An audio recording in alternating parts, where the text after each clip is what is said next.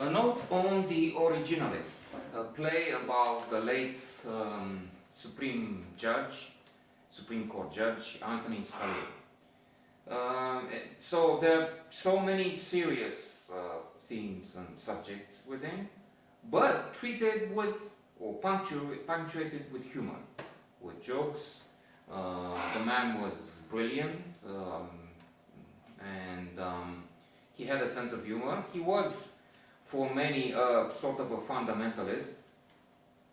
Others praise him for his orthodox views or conservative views. He was of the opinion that the Constitution of the United States is not a living body or thing or text. No, you have to look at the text, and he also had in his favor, again, brilliant arguments. For instance, when he was told about this young man who killed a woman, why don't you use mercy? Well, did he show any mercy? First of all, he's applying the law. That's it. And then, indeed, in some cases, you cannot help but side with him, or I did, because, for instance, this man who ultimately was his sentence to death was commuted, so he faces life in jail. But he got married within the walls of prison, and his victim didn't enjoy any of that. She was killed in cold blood. She was raped. She was shot in the head and abandoned in a forest or something. So, indeed, there are so many criminals who are monsters.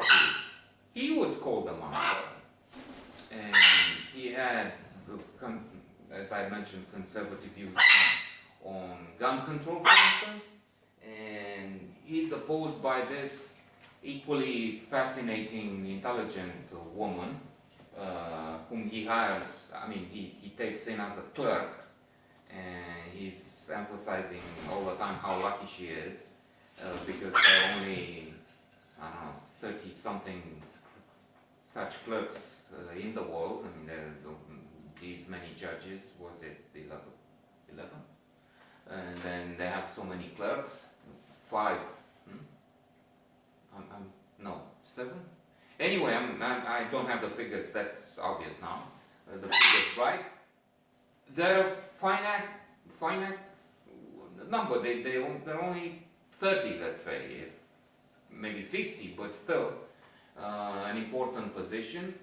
And this young African American woman, who's also a lesbian, is challenging him, Antonin Scalia, very often, all the time.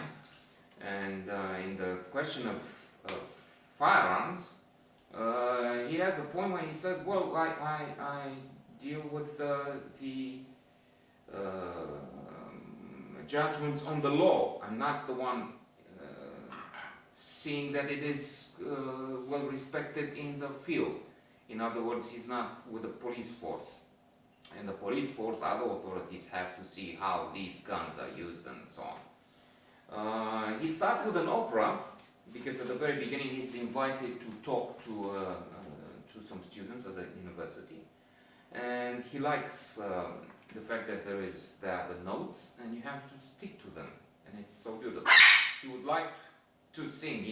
In fact, at one point, he thinks, what if I became a singer? As I said, there are humorous parts. A man comes to him and says, look, I named a fish after you in my tank.